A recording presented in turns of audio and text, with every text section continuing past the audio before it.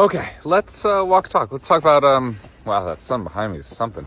Let's talk about Foxy. We did our first 5-star last week. We were in Michigan. Now I'm on Raleigh next week. And yeah, so we started the week, did a warm-up class, and then we did the Grand Prix qualifier. And we've been working on some things. Nothing was really like majorly wrong, but you know, I'm still new to learning how to ride Foxy, and you know, just wasn't really refined and polished enough, and so making a small mistake here and there. But let's watch the qualifier and go from there. Okay, here we go. So you know, she gets gets a quite hoppy, excited canter and goes with a lot of pace, which is just her way of going. But I really have been trying to kind of calm down the canter just a little bit. But early in the week, that's harder than later in the week. You know, little root there heading to fence 3, which I need to work on. Then here we do see kind of start falling in on the turn, get a little bit too close here, have a rail. Okay, not optimal. All right, right-hand turn, plank here, a little bit too big of a canter, and then I actually leave out. I do 5 strides here where basically the whole class did 6. So that also is not optimal. Try to steady the canter a little bit for the triple combination. Nice. Okay, good. Left turn, try not to get too close. Good, like that. This super steady, you know, that add is something I definitely need to work on to make it less challenging to get. Around the turn, vertical, nice. Canter, try and stay a little bit steady to this oxer. Nice jump, steady 5.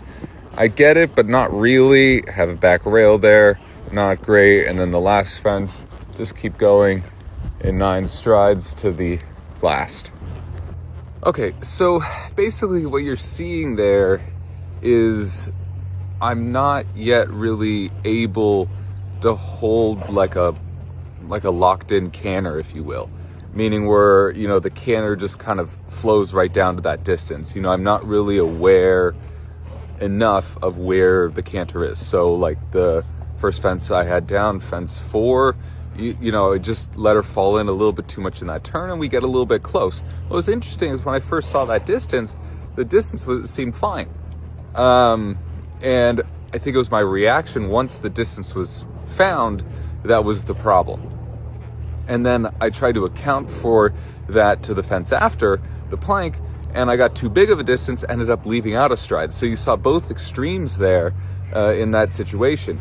And then the second rail I had, you know, I maybe came in a little bit big to that brown oxer. The 5 got done, but a little bit late. And, you know, she came up over the front rail of A and sat down a bit on B. Now, granted, that back rail of B was the most common rail in the course. Doesn't make it okay, but it just means that, you know, it wasn't an uncommon occurrence for people to have. Okay, so big takeaways. Like I said, I need to work on my reaction once I get my distance, you know, and not overreact, and just be a little bit more patient when I get my distance to just not get too close. I need to get, you know, make sure I have more gap is a big thing I need to work on, and also be more supportive off the floor. The final thing is, you know, that steady 4 or 5 stride, that was really steady. That took a lot of work to get down. And so, along with the flat work and ride stuff I need to adjust, I decided to add to change the bit to still loose-ring snaffle, but a little bit stronger with a port or a segunda port in the middle, to just have a little bit more help from the bit, and then also to add a flash. So then I, you know, still decided to try the Grand Prix, even though, you know, 8 faults on the 3-star the week before, 8 faults in the qualifier. That's not stellar, but I still felt like the ride was close. You know, it felt like details that I needed to refine, and the answer is to, you know, actually refine those details. We should be fine, instead of, you know, step away and wait too long, just to keep going, make those changes. So I did that going into Sunday for the Grand Prix, and let's go see that. Okay, nice as rangy of a canter as possible. A little hoppy there, fence 1, fine. Okay, sit up, nice. A little bit posture, support off the floor, nice to fence 2. I really wanted to take each of these lines individually and reset after each one. This is our biggest class. Wanted to make sure I took a breath and I didn't rush. Off to this triple bar, trying to get a nice jump. I wanted to go off to the right, very much didn't do that. So I did 8 strides, which was the one fewer. Then here's a steady 4. See how much easier that 4, and I even had a little bit of gap. So, over the 2 days, really worked on that ad, and it worked so much better. Here, really big vertical, nice 8 stride here. Before, this 8 would have been really short, but now it was just nice flowing along. Ox or vertical triple, very fun. Then around here, you have some time to breathe, so breathe. It's a long course around Oxer with a Liverpool, then a very steady 7 for us. But you see, we can get it. It wasn't, there was no need to seesaw or yank or anything. It was just steady. Out of the turn, nice and positive here, very steady 5 here. And again, the 5 happened. It wasn't anything crazy, and then nice just inside flowing to the last fence. Love it. I'd love to say that, it was more expected that we jumped clear in that round, but, it isn't. We, the week before last on 3-star Grand Prix, we had 2 rails. Same reasons, a little bit close to a couple fences, didn't have the best control in the turns. And then the qualifier, like I said, had 2 rails. And then, I really worked hard. Eric and I really worked hard in between on what adjustments we could make. I think something that's really important to understand is if you're trying to get to know a horse, that means you are changing what you are doing. It's not just you just keep doing rounds, keep doing the same thing, and eventually it's going to work. No, we are making changes. I am changing things. I'm changing my ride. I'm changing my approach. I'm changing how I think, what I do, who I am. That's how you get to know these horses. And the faster you do that, the faster you get results. This is not I'm great the way I am, so I'm just going to keep going and everything's going to work out. No, I'm actively changing everything that we think would be helpful. So a big thing we did, with the ad, we changed a little bit of equipment, but it wasn't like, we suddenly had power steering because of that. We also did a lot of adjustments on what we did, on the flat work. So what we did is I worked on the turns by setting a pole and doing a swooping turn to the pole and a big canter to practice over and over again the left lead and the right lead to a pole, so that when I was in that situation where the distance looks right, but then I acted incorrectly and end up getting too close, I can work on that exact scenario over and over and over and over and over again. And I just need a pole to do that. Don't need a jump or a big jump or anything like that. I just need a pole. And so I picked a very big canter, did a big swooping turn like you would have in an arena, and made sure I landed straight from the pole. And I got a going distance, pushing through the turn, driving like you would in the arena. Then I added a second pull in a straight line from the first pull, about 6 strides away. So I'd have a big canter swooping through the turn, going all the way through the turn like in the arena, and then I'd land from that pull and I would add. I'd land and I'd add, just like what I was struggling with in the arena. I don't need any jumps for this. This is just pulls. And doing that over and over again, you get that sort of understanding of what it's going to feel like. You get that understanding of what to expect, and you and your horse are more on the same page. Also, my ride was different.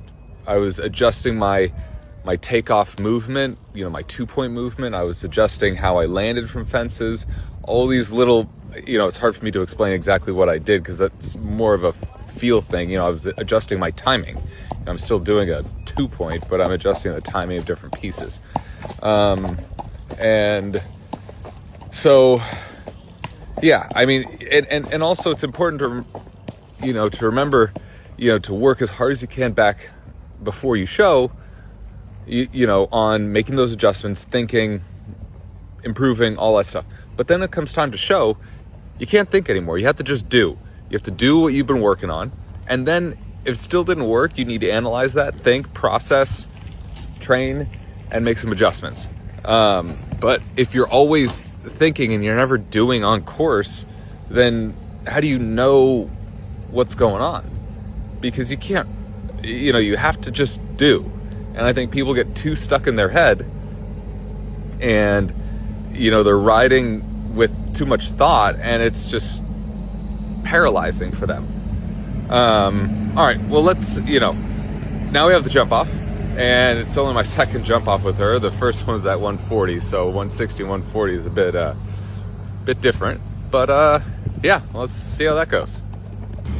Okay, so the goal for this jump off was, nice, quick going, test the waters, but not try and be, foolhardy. So nice 9 strides going fence 2. That was pretty standard for the people going quick. And then a nice 9 strides after that. That was more on the fast side, but we have such a big stride that it was easy there. Quick turn. I landed a little bit low in my head, and then I make a mistake here. I add when I shouldn't have added, and I have a rail, okay. But also to keep learning, I kept going. I didn't slow down. I kept going. I did the right distance for the previous fence to that fence. Nice inside track, really nice rollback. I like that one to the combination. And then accelerate, go to the last fence. And, I was a little bit lax here to this last fence and have a really light toe on the front rail. Okay, so, not optimal, 2 rails, one with a mistake where I added where I shouldn't have. But the thing is, I've done one jump off with her at a 1.40 meter, and that was our second jump off, and it was 1.60 meter. So, I'm going to make some mistakes. And I was tricked a little bit because, like I said in the video, I landed a bit too low with my body, landing from fence 3. And so I got kind of mentally stuck in that turn, that first part of that turn landing from fence 3. And so I saw the one less, but I didn't take it because I felt like it was maybe going to be too long, and especially because landing from fence 4, you had to turn hard right. So I felt big distance, go in the wrong direction was a bad idea. So I added, that was the wrong decision. She would have made up, and she would have done the one less perfectly fine, turned just fine. It would have been normal. But since I don't really know her, I made the wrong call, which I won't make again. And then, like I said, a little bit lax to the last fence because we already had a rail. Not the end of the world, but obviously could be better. A lot to learn there, but the fact that we've refined so much in such a short period of time, I think, is a credit to, to Eric, to her groom's Grace, and to everyone at Pomponio, to help make those changes happen. And also for how amazing Foxy is. She's just unbelievable. And for her to, come along as she did, and, for us to make the changes that we needed to so quickly is great. So now after that, what we'll do is she has 3 weeks off because there's a lot to do, a 3-star and then a 5-star, first 3-star and first 5-star back to back. So she has 3 weeks off, and then I'll come back and I'll do a 145, 150 level in a 5-star in 2.5 weeks or 3 weeks now. And then I'll try a 5-star the week after. So, jump big, then go back down, then jump big again. So it's not, stress all the time. You have a, relaxation after that. And I think that holds true with whatever is big for you. That might be 140 for you. That might be 120 for you.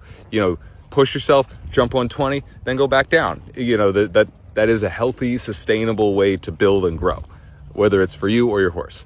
But I think for me, the big lesson is, I really have to, think, make changes, do all that stuff. But when it's time to ride, it's time to just do. I can't think too much, just have to do what I've been working on.